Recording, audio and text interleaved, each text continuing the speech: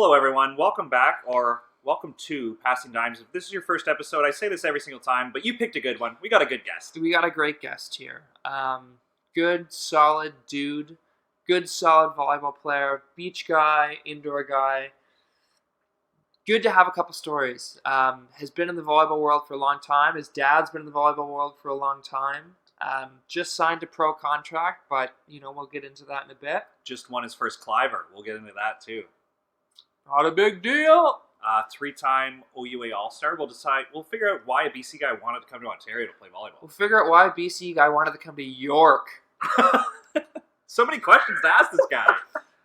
Just signed his first pro contract in the Israel Pro League. Welcome to the show, Logan Mend. Hey, guy. Mender. Thanks for having me, boys. Great to be on here. Yeah, I heard been chatting to lots of friends of the show, so it's nice to finally get on here. Yeah, you know what? To our credit, we've tucked that enemy of the show list pretty secret, so you could be talking to a few enemies of the show and don't even know it yet. Wouldn't even know it. Who knows? Yeah, we'll keep that top secret. Yeah, as we should. It wouldn't be Dal fashion without screwing up an intro. We actually also forgot you got a pretty illustrious beach career. Junior national team member. We'll talk about your stint playing for Team Ontario with your hometown being Pembroke, British Columbia. Is it Pembroke in Ontario? It's north, isn't it? It's not north? Yeah, it's west. It's way west. It's real west. Yeah.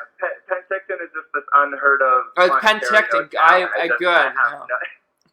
Yeah. All good, yeah. No, not many people have been there in Ontario. It's kind of weird, but got her done. Me and Josh Areno and P. Sora. So that's another. I forgot that plug. Man, my stat guy is really missing the mark today. I forgot. Podcast host Josh Nickel was the coach of that Team Ontario team. If you were here for the Thomas Sora episode, you'd know that. You got to stop being so busy, Dal. Yeah, I know, right? Let's get into it. So Yeah. Hit us with this hot news. Walk us through the process. How did you identify your club? How did they identify you? Like, how did you go about getting the big boy pro contract your first year at a university here? So I was scrolling through my Facebook friend requests, and it was funny because I think they were pretty close together, but I think it was Kevin Duquette and Chiara Cascanetti, and I just went through and was like adding people, and pressed accept, and I think she sent me a message, or I sent her a message because I saw that she was like a volleyball person. So I was trying to figure out who it was, and figured out that she was an agent, and then Duquette was also an agent, and so I was chatting with both of them, and just was kind of feeling things out, and Duquette was like reached back out to me in January, and I was like, okay. And then I was out at Trinity Western with the York Lions team, doing our kind of preseason stint, which is really nice of Nate Grenville to do a BC trip in my fifth year. It was really cool to be able to play in front of some friends and family, some West Coast people, and get dummied by Trinity. They got the seventh man on the court, man. That's okay. Yeah. So lots of national team guys on the team. Anyway, was talking to Benjo, and I heard that Chiara represents a lot of Trinity guys in their first year. Like Nick Del Bianco, and like I think she represented Slater for a bit, and guys like that. And I asked Benjo about her, and he had good things to say, so I was like, all right, let's do this. And so she was proposing me to a whole bunch of teams, and wasn't having really any bites, so it was kind of frustrating, and I was like, what's going on? Like, thought I was good. But I'm sick. What are you doing your job? Like, come on. What's going on? And anyway, I had this bite from this Austrian team, and Amstetten, where Cameron Branch played. And that was basically the only bite that I'd had. I was like, well, I'm guessing going to Austria. And so was kind of chatted with that coach a bit. But then there was like a couple other people, like there was like some Israel teams, but they were interested, but then they weren't. And my dad was like, Mender was like, tell her that you have some Jewish heritage. I was like, okay, because like my dad's side of the family is Jewish if you go up. And Kara's like, why didn't you tell me? So anyway, Hapoel Kfar Saba, where I'm going just north of Tel Aviv, once they found that out, they were like, okay, let's do this, but you have to get your Israeli citizenship, which I'm getting. So that's pretty exciting. Because it's like Italy, where there has to be 3 Israelis on the court at any given time, and then 3 foreigners. So me and this U.S. guy, Tony Kaufman, are both getting our Israeli citizenship. So basically, there will be 5 of us kind of foreigners, but 2 of us are actually also Israeli. So that's kind of how I got this contract. Like the money was better, the team was better. It just made more sense than Austria. Like Austria, I'm sure would have been an amazing country and an amazing experience, but couldn't swing that Austrian citizenship. Yeah. Unfortunately, the family roots didn't go in that direction. But Nussbaum has told me some amazing things about Israel, and I was talking to the Grosingers, and they they said it's an amazing country. So pretty excited. Yeah, we're pretty excited for you, but Nussbaum gets a little too many plugs on this podcast, so we'll move on. Sounds like a plan. Yeah. But we're going to go back even further. We missed each other, I think, by a year or 2 with the York University team. I had already left the team. I was still in school, but you were a recruit by the time that I was there, and so a lot of the guys that I played with, you played with as well, and I think that's sort of where we became friends because there was a lot of commonality. But for the most part, all of the York imports have been or all York recruits have been from Ontario and like literally from the GTA. You know, being from Penticton, why York? So I wasn't a late bloomer. I was just a young graduator. I graduated when I was like fresh 17. Like I turned 17 May 10th, and then I graduated in June. So like because we did a Europe trip when I was younger and I was homeschooled for a bit, like I was learning at my own pace and was learning a little faster than the traditional curriculum. So I came back. I did like 2 months of grade 2, and then I did some testing and bumped up to grade 3. So I graduated high school a little early, and then I always played up in age groups, and that was always fine. And Penn High wasn't the strongest in my grade 12 year. We really peaked in grade 10. We went 32-1 on the season, only losing to Langley Fundamental in the final. That was the only game we lost in the season. Then we kind of went downhill from there. So, I like to think I peaked in grade 10 too. Yeah, good times, man. Being like 6'1", like no facial hair is amazing. So, didn't have a lot of coverage, especially not being on the coast. If you're not in Vancouver, it's tough to get that recognition. So I didn't really have options. I had Camosun in college on the coast, and I had an offer from there, but colleges can only offer so much as scholarship. And then, pretty sure it was Mike Chumley called my dad up to ask about a buddy of mine, Connor Barr, who doesn't play anymore, but was a left side for Delta secondary on the coast, and they chatted for an hour, and then my dad he's like, do you guys have any setters for next year recruits? And Chumley was like, no. So my dad was like, oh, my son's a setter. Check out some video. So sent some video, and Chumley messaged back the next day, and he said, didn't watch it once, didn't watch it twice, watched it 4 times, super interested, here's our offer. And it surpassed the Camosun offer, and I flew out there and got the tour of York and stayed at Wally Diba's house for the first night, and then stayed at 646, I think, Sentinel Road. I was slept on the floor of Marco Dakic and Ray Zito's little hallway in between their 2 rooms. You know who is an original member of that 646 house? Yeah, Okay. So, and it was 2 a.m. and I think they had a game the next day against Mac, and I was like, "What are you like? Are we going to bed?" I was just like on my phone, and I was like 17. I was 17, and I had like no clue. And so yeah, I went to bed late. I basically was awake for 33 hours when I flew into Toronto. I did not have a lot of sleep that weekend. Anyway, yeah, was on that trip out and went to Mac. Pretty sure Mac won, knowing Mac. And yes. Knowing how much they partied, yeah, I would imagine it was a pretty slap. How do you do Saturday afternoon?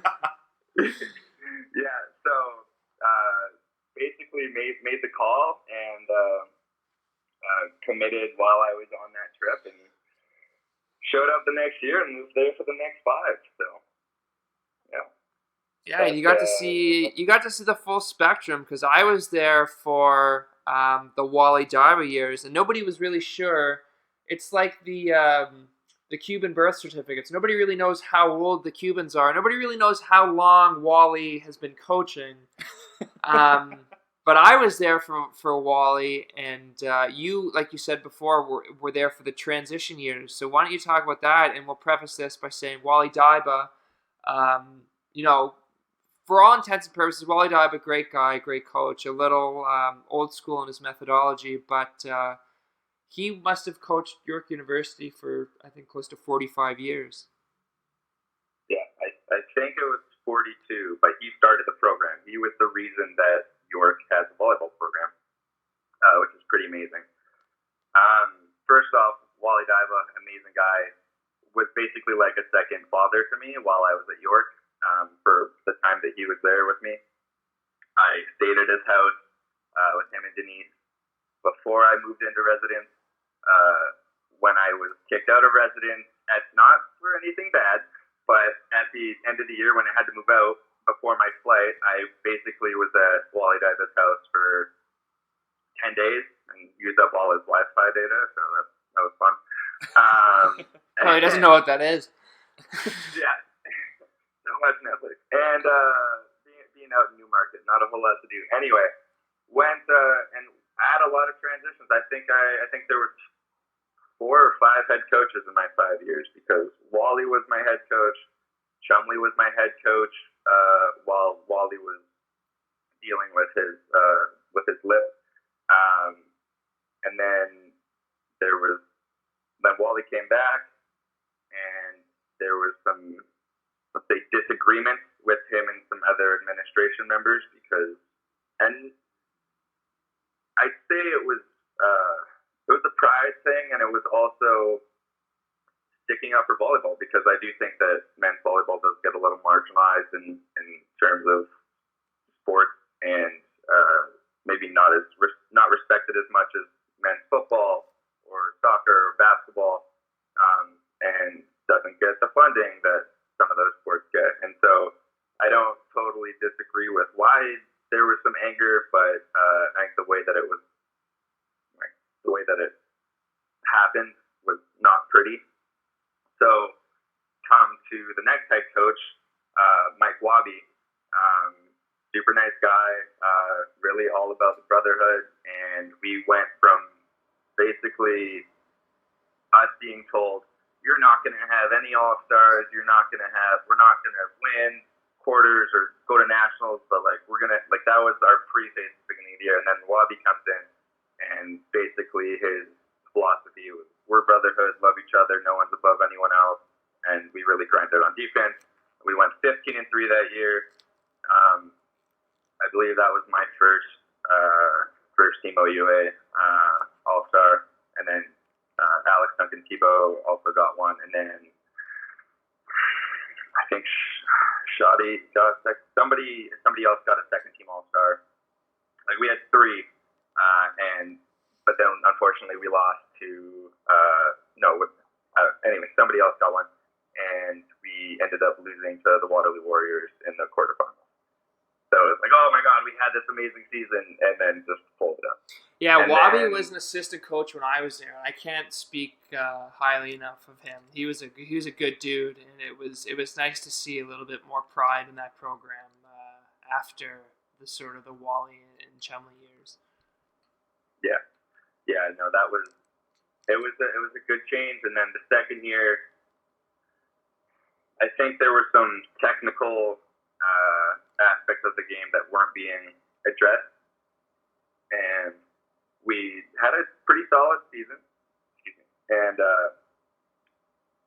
was going pretty well, and then lost in quarters again, and it was frustrating. It was after making nationals in my first year with a really talented team, and I actually got to go in and start in the 5th place match because Nick Sandich went down with a foot injury, and as a 17-year-old got to start a 5th place CIS national team, which is amazing.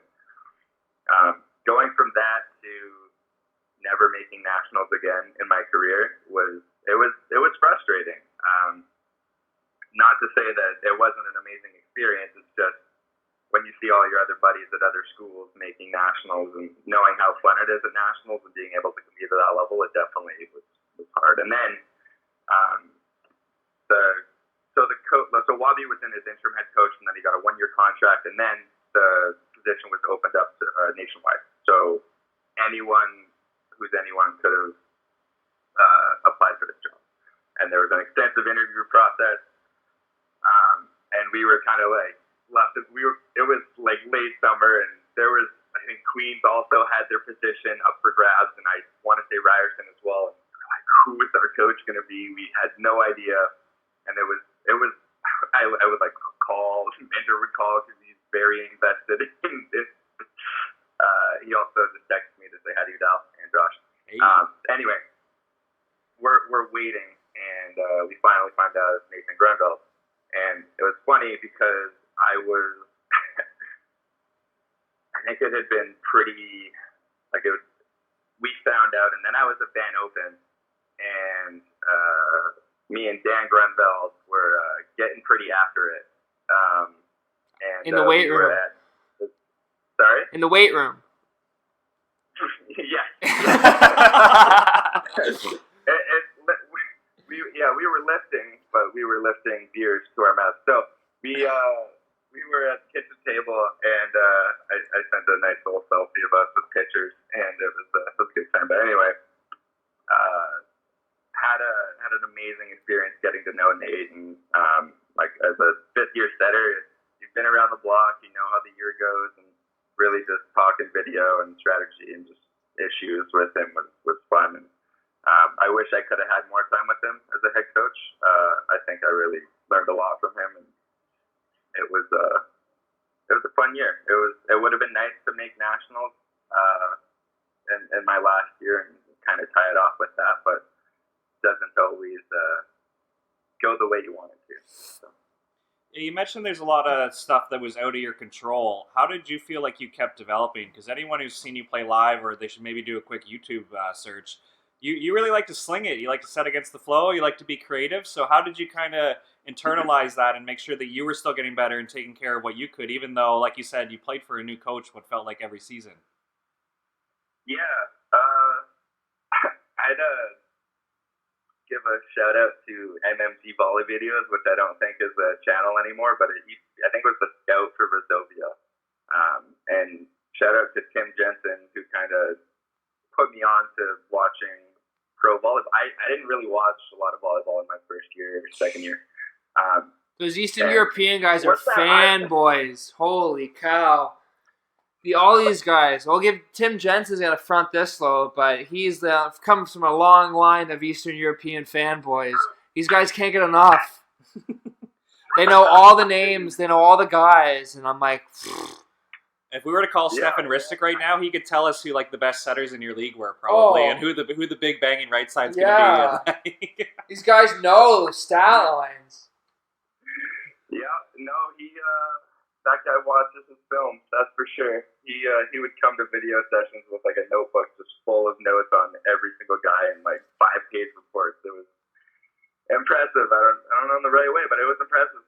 And so yeah, he was the reason that I started watching pro volleyball, and this MMG volley videos had all these clips, Resovia games and Zenit Kazan games. And so I basically tried to mold my game off of these pro setters. That was my way of like working on things. Is I would just watch what they do, see how they read the game, and try and emulate that. And I found the game would slow down a bit for me because I would know what was going to happen.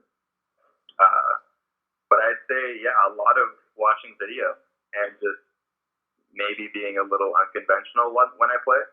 I definitely favored Maroof. I liked that he just didn't care when he played. He would just kind of do fancy things and make it work. And so you started wearing gold chains and have weird hairdos and play with high top shoes. Yeah. We don't need to discuss my second year haircut, but yeah, well, we are. But yeah, as being a guy who I think people don't usually would be like, oh, you're not a setter. Like, I think I would try and use my physicality to do sets that maybe other setters wouldn't try. Like being 20 feet off the court and setting a left side ball or something. But yeah, just trying to be creative and mess with the other team, and yeah, working on my craft. Yeah. Nice. So I've held out long enough talking about this indoor stuff. Let's get to some beach things. Big Cliver win for the guy. Big Cliver win, man. After 4 years since my first one, Brian Ebert, I with friend of the show, Maverick. We had played. Okay, let me jump back a year to Kids Fest, King of the Beach, my favorite event, probably that goes on in the summer, which unfortunately I couldn't attend this year. I don't know if you guys know, but me and Maverick Hatch are not fans of the 5-man pools in King of the Beach, and because it does not favor the 1 seed. And I was out after the first day, after I was in 3 Kids Fest finals in a row, from 18 to 20, I guess. And then last year got knocked out and was staying sober on the Sunday because I had a feeling that somebody in the final would want to pick me and play. So John Galloway and Kraus were in the final together. After the points kind of worked out, Galloway picked me, Kraus picked up Mav, and we played, and me and Galloway beat them in 2. And then Mav and I were talking, and he was like, we should play one next year. I was like, sounds like a plan. So this year, I think this was the 3rd Cliver or the 4th Cliver. Me and Mav, we were in the final. This was my first ever final. I was like, oh my God, it's going to happen. And then, for anyone who's listening that doesn't know what a Cliver is it is a volleyball marathon. You start at 8:45 in the morning. You go through pool play. Just one set to 25. If it was anything more, I think people would die on the sand. So you do pool play, and then you play a marathon. If you're not a 1 seed, you might have to play a pre-quarter or even a pre-pre-quarter. And you basically play best of 3s until you're knocked out, and then you have the rest of the day to just watch court 1 and enjoy that. So it's a very long day, and cramps do happen. So after about the first set, I was dealing with the quad cramp, trying not to recognize it, just ignore it, and go on. But John Galloway and Pablo Vidal are 2 of the more ball control heavy players at Kids Beach, and me and Mav we ran out of juice a bit there, and Galloway and Pablo knocked us off in 2, and that was it. I didn't get my elusive victory, and so cut to the Cliver final that I wasn't planning on attending. I live. People who are listening, I live in Penticton, BC. Vancouver is 4.5 hours away on the coast. So I had already driven down to the coast 11 times since May 11th. So I've put in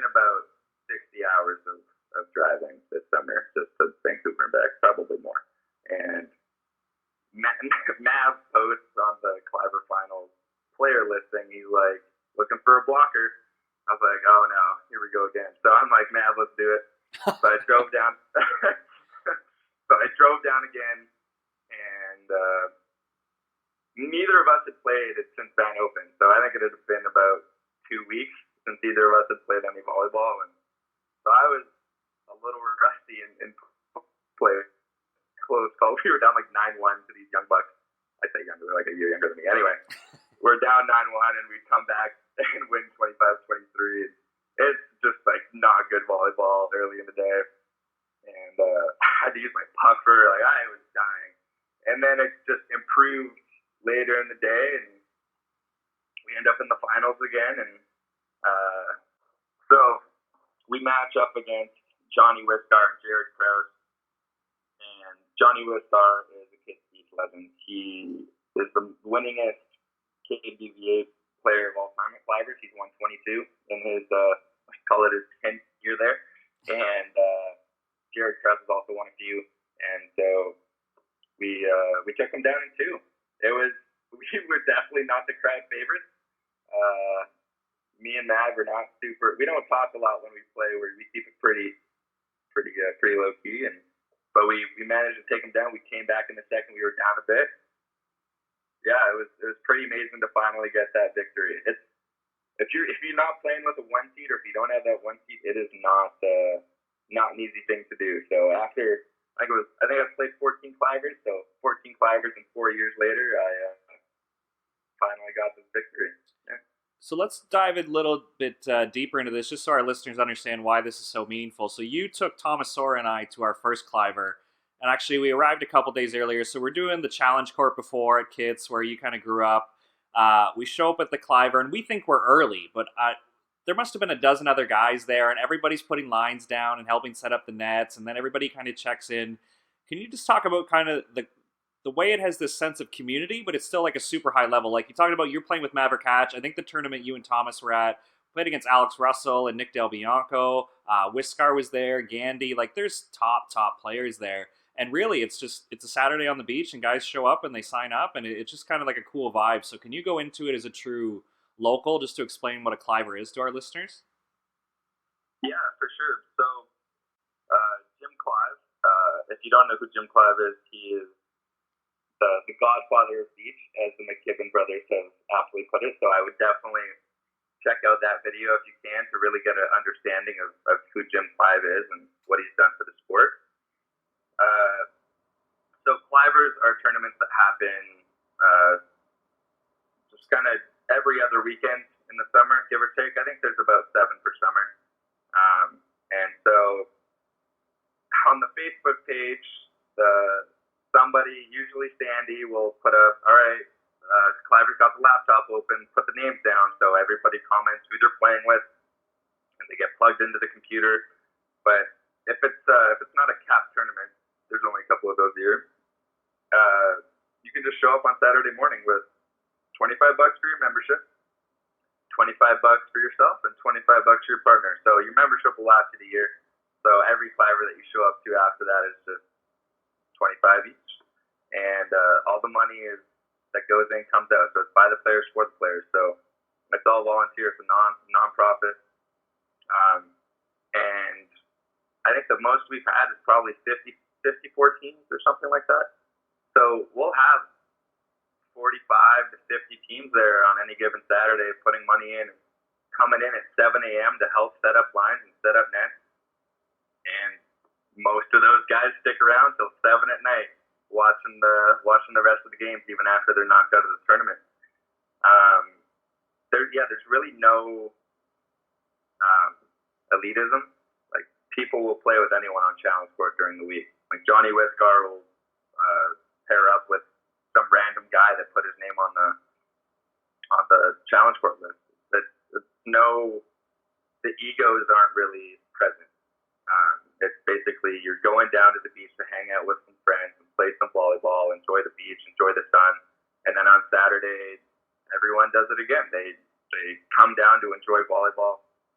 There's 3 different tiers of playoffs, so even the guys that aren't at that top tier can still go bottom side and still get their money back, or if in single A, and then in double A they could still win like $170 or something like that, depending on the tournament. So it's really just, if you like beach volleyball, it's kind of a dream. I don't think there's anything like it anywhere in the world. It's really one of a kind, having that concentration of volleyball talent, and just the way that it's utilized. I wish there was a national team center for beach volleyball on the West Coast, because I think there were some guys that probably could have gone somewhere with it that maybe didn't, because they didn't want to move to Toronto. So.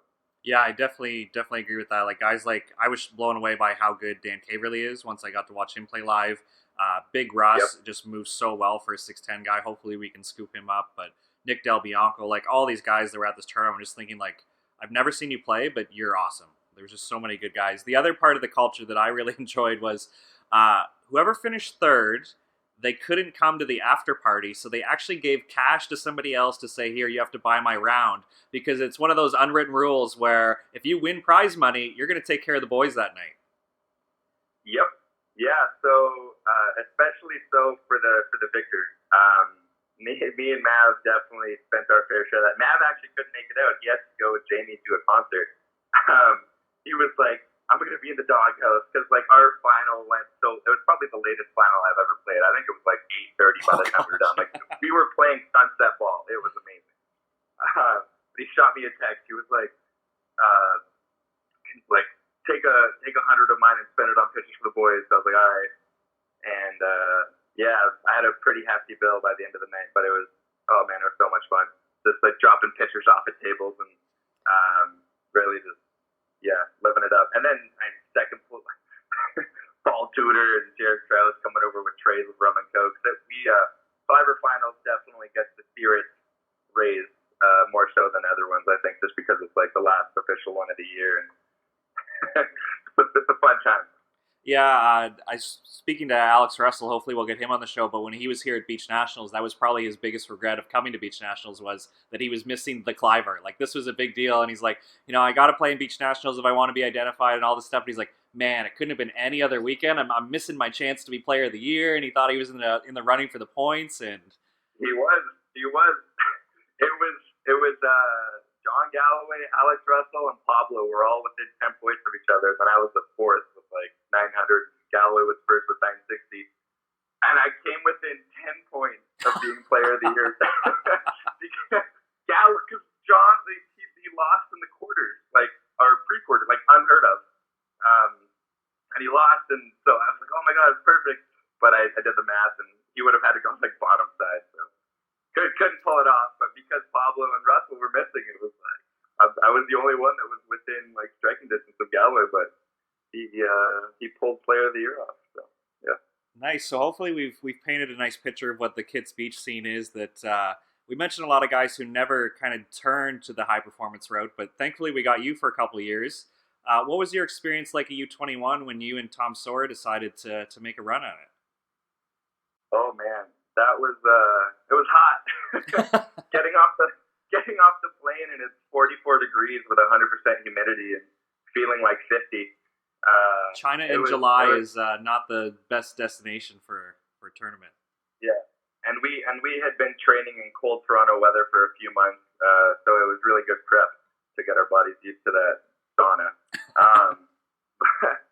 But it was amazing.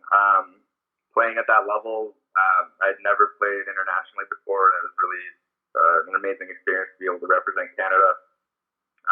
Unfortunately, we did not make it out of our pool.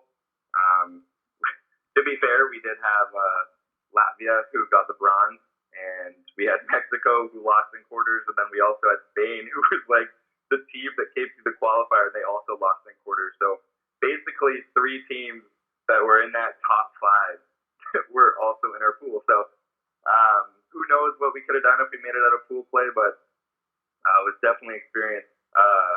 I know it was pretty funny. On one of our training days, Samoilov's younger brother comes up to me and pinches my waist. He's like, "You look like you're 100 kilos." I was like, "Yeah, I am." I was just like, thanks for pointing out that I'm 220, man. Sorry, I'm not 180 like you. Yeah. So I just thought that was hilarious. He just never met the guy before, just comes over to me, and I'm like, Good But guess. yeah, good guy. But the food over there was tough. Yeah, stomach wasn't the happiest over it, but I know you asked for good stories over here. So after we were knocked out, there was definitely some partying that went on, and so the Canadian guys I was actually feeling kind of sick, so I was in bed trying to rest it off. I had like shivers and sweats, and this was not good. Like probably heat stroke or dehydrated, just being in that sun and oh man, trying to go through as much water as possible, having electrolytes, whatever. It's $2 for a 6-pack of beer over there, and so everyone that kept losing kept joining us kind of every night, and I managed to get out of bed on that like the night that we started this, and we go down to this conference room, and the Canadian guys, like it was Tom Sora, Andrew Koss, and Austin Valius, and we had like kind of helped supply the crew as well as I think the Norwegian guys, or not Norwegian, sorry, Netherlands guys also helped, and so we had this supply of of beverages, and we go into this big conference room, and there are these two security guards just kind of smoking cigars in there, and it was just bizarre. We were at this hotel, and we were trying to. We had noise complaints in the hotel room that we were in, and we try and go and find a place. So we end up finding this conference hall, and they just leave. We walk in, like this huge group of us, not quiet, and they just walk out of the room, and we're like, huh. So we just partied it up in this empty hotel conference room until like 3 a.m. because none of us were competing anymore. We'd all been knocked out of the tournament. And then the next night, did the same thing again, but this time the doors were locked, and we were like, oh, that's kind of weird. And then the Netherlands boys went around the pool deck, and one of the windows was open, so we hopped through it and let us in, and we partied in that room again. No way. And obviously we had a bigger crew that time because more people had lost that day. And then the third night, this was after the final, after Brazil won both. Duda and her partner won, and then I can't even remember the Brazilian guys, but they were like 6-1, 6-2, and they just dummied Russia. They were down, and like Russia had game point, and then Brazil just picked on this one guy, and he broke, and then went away with it. But anyway, this was after the final. We had to train to the airport the next day, and the windows and the doors were locked this time, so we were out of luck on partying in the conference room. But we went out to the pool, which we were apparently not allowed to swim in. So we did it anyway. I don't know if it was bacteria or whatever, but we went in, and me and I think it was a collection of us, but we started throwing girls in the pool. We would either they would jump in the pool, or we would like go over and be like, hey, do you mind if we like see your phone for a second? And then like a couple guys would just grab them and chuck them in the pool, and then eventually everyone was just in the pool having a good time and having some drinks by the pool and just chatting with like some international amazing volleyball players, and then being a little hungover, taking the very hot train to the airport the next day. It was an experience. It was a whirlwind of a week. I would definitely do it again. So I have to ask the question, if that was your first experience with international beach volleyball, why are you going the indoor route now that you've graduated university? You should just be doing this beach thing full time. I know. It's the plan. I think I want to do a couple of years at the indoor circuit, see what I can do, and if I got a couple nods for national team, maybe I'll do that. I don't know. The money is doing it a bit for the financial reasons. It's definitely more lucrative to play indoor at the moment. Definitely an investment to play national team beach, and I definitely do want to do that. But I do want to wait until I have a little more income coming in, and be self-sponsored with the company that I'm working with. And I definitely want to help other athletes do the same thing, because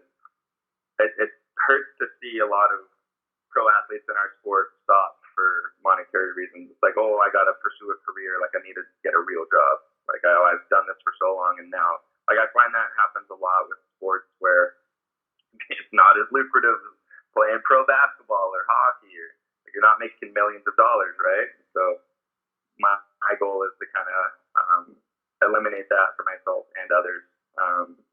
I think that would be amazing to be able to pursue your passion until you don't want to anymore, rather than, oh man, like my bank account is hurting because I've been playing for X amount of years and I haven't been becoming top 10 or something like that. So I definitely do want to pursue national team beach. It's definitely my passion, and I do love playing beach volleyball.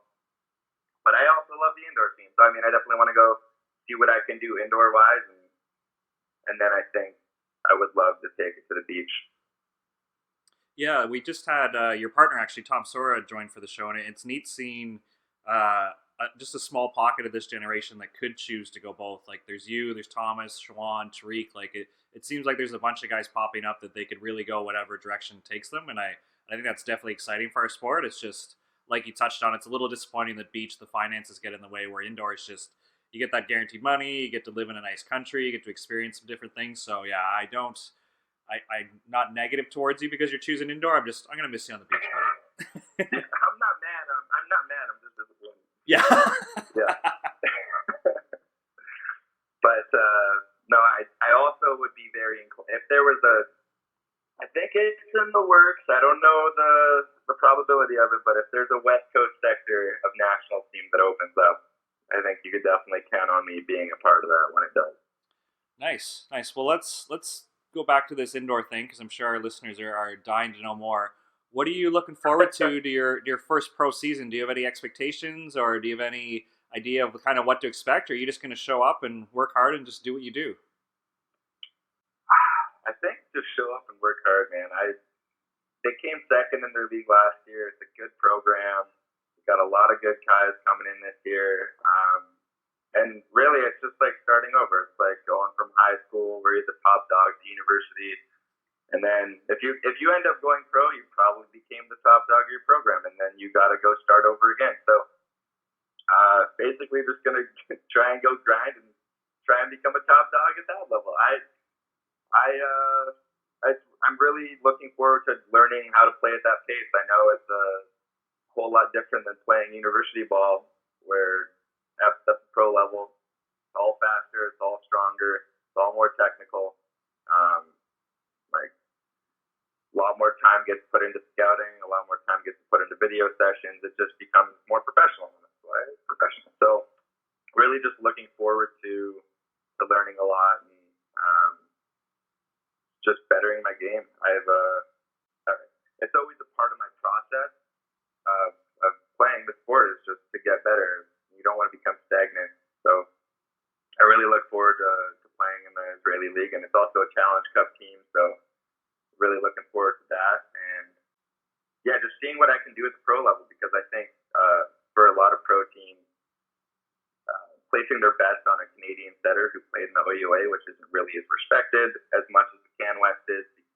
It's just not known for producing like AAA Angus beef caliber athletes. You know what I mean? It's not for like Wagyu beef. It's not known for that, and especially if you don't make nationals, you don't have that coverage, and they don't respect it because they don't know what the OUA is. They just want to have a good setter. And if you're coming out, how do they know that you're going to be a really good setter first year playing pro, right? So I'm really looking forward to kind of proving my worth at that next level and seeing where I can take it. Nice. And are you hoping to use this to kind of bridge the gap back to the national team? Because like you said, being an OUA guy who wasn't at nationals, maybe you were overlooked for Team Canada. But again, in speaking to Thomas Sora, he's kind of the mighty might at 6'3". You being a 6'5" setter, that I think that kind of put you in the conversation, right? I think so. And I've wanted to, and I've done junior national team tryouts, I've done B team tryouts, and I haven't had great experiences there. I don't think they gave me a fair shot. The last tryout that I went to, I didn't get to do any gameplay, and I was like, what is this? And then I had a bunch of university coaches come over to me after, like, oh man, I thought you had a great tryout. I was like, cool. Why didn't I get to do any gameplay? So I do hope that it opens a couple doors for me. playing at that next level and showing that I can like get better. And just have a shot, because I would love to play national team with her. I think that would be amazing. Like I've always wanted to go pro for volleyball ever since middle school. Like it's been like if you go back and read my journals from back then, it was like, what do you want to be when you grow up? Like, oh, pro volleyball player. So, yeah, just like really looking forward to that. And if I do get that opportunity, I would love to play for the national team. Nice. And just one more time for our listeners, what is the name of your new club, just so we can follow you this season and everything you're up to? Hapoel Kfar Saba. So like Hapoel and then Kfar Saba. It's not easy. Kfarsaba. It's not not a super easy club to spell, but there you go. And what's your Instagram? That might be an easier place to follow you and then follow your team through that. Yeah, at Logan Mend. No dots, no spaces, just at Logan Mend. Yeah. Perfect. So hopefully we can support you on your journey through this. Those were some great China stories. How Dallas and I usually like to end this is some stories from the roads. You got any other adventures you want to share, either growing up on Kitts Beach or maybe some indoor stuff you'd like to share with us? Oh man. Okay, I'll throw in a couple and I'll see what sticks. So when I was 2, Martin Reeder and I think it was Mark Howison, not Josh. I think it was Mark Howison and a couple other boys that are also very good that I'm blanking on right now. They were training in my. So for those who don't know, I have a beach court in the backyard. My dad was a coach for 30 years. So Martin always likes to tell this story when I'm around. They were training in the backyard, and I came out and pulled down my pants and started peeing off the balcony while they were training in the backyard. So there's that. And then when I think it was kindergarten or either grade 2, I was really young. Conrad Lineman, who's from Kelowna initially, like an hour up the lake, he came into our elementary school and he was doing like a volleyball clinic or something. And we stood in the line and he picked somebody from the crowd, and it happened to be me, to set him up ball. And so I set him a perfect 51, and he came in and bounced it, and then later found out that I was Paul Ment's son, who had kind of introduced Conrad to 9x9 beach at Kitts, way back when. So pretty funny how that came full circle. Real story time. So I'm at Nationals in Saskatchewan, where it's freezing cold, and first of all, on the way there, for some reason we flew past to Edmonton or Calgary, and then took a 10-hour bus ride. It was bizarre. We were all sweating, and we all had our shirts off because it was so hot in this bus. And it was bizarre. Anyway, we played Nationals. It was after the final. We're all at this bar called the Scud. Great name. And we were partying it up. You're with all the best volleyball athletes, volleyball players in the country, and that was 17. I was talking to Brett Walsh. I was like, oh my god, that's awesome. And our coach comes over and buys us all rum and coke, and it was crazy. And we go back to the hotel room, and I'm this young whippersnapper hanging out with Danny Deminenko and Marco Dakic, Nick Sandish, and just all the kind of fit your boys. And we're hanging out in the hotel room, and we were trying to get into the coach's room because Chumley and Wally and Ben Josephson and the Trinity coaches and the Waterloo head coach, and they were all sitting in there having a good time. And so we wanted to get into this hotel room just because we were intoxicated and we wanted to bug them. And so we would knock on the door and try and budge in, and Chumley would shove us out. And then Danny goes down to the front desk and is like, hey, my name is Mike Chumley. I lost my room key. Could I have another one? Give him a room key. Deminenko comes back up. We go into their hotel room, and it's all of these really high-level coaches, and we're just it wasn't as, it was a little anticlimactic, but it was pretty funny. just breaking into this coach's room was hilarious. Bold, Danny, bold. I'm glad that paid off. Yeah, no, definitely worth it. I was just hanging around all these older guys. It's pretty funny.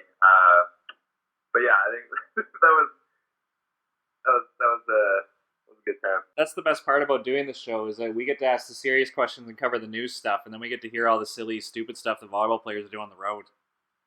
Yep, volleyball players definitely know how to throw it down. That's for sure. Yeah, definitely. I think it's ingrained in us. Just how the sport came up, like beach players in California drinking beers and having a good time, and eventually becoming professional and continuing to drink beers. And be inclusive and all that good stuff, yeah. Yeah. Well, anyways, buddy, we're going on an hour here, so we'll let you go. You'll have to be a returning guest once you've played a season or maybe half a season or, maybe just a game, and you'll Skype us in from wherever you are in the world. But, yeah, looking forward to you being a returning. Yeah. We'd like a weekly update, actually, on what you're doing and how everything's going and how the food's treating you over there, so. Well, all the hummus. Yeah, I'm sure the listeners would be totally thrilled hearing my voice that many times. Well, thanks for making the time and coming on. I'm glad we could get you before you had to leave. And like I said, we'll definitely check in and we'll be rooting for you. Of course. Thanks for having me on, Josh. And post-team at Dallas. Sorry that you couldn't be here the whole podcast. But yeah, thanks for having me on, boys. Nice. So have a good night and we'll talk to you later. Special thanks to Logan Mend for coming on the show. Best of luck as he travels to Israel to start his professional career. If you'd like to hear more about the Vancouver beach scene, download our previous episodes with Seymour and Jody Z or the Maverick Hatch episode. If you want to hear more about the OUA or U Sports, go back into the archives and check out episodes with Jesse Elser, Joel Hannon, or Roland Bouchard. Summer isn't over yet and we have lots more beach content coming. Make sure you subscribe so you don't miss an episode. Please leave a comment and a 5-star review. We enjoy hearing from you. And be sure to stay tuned for new episodes every Friday. Stay excellent, friends.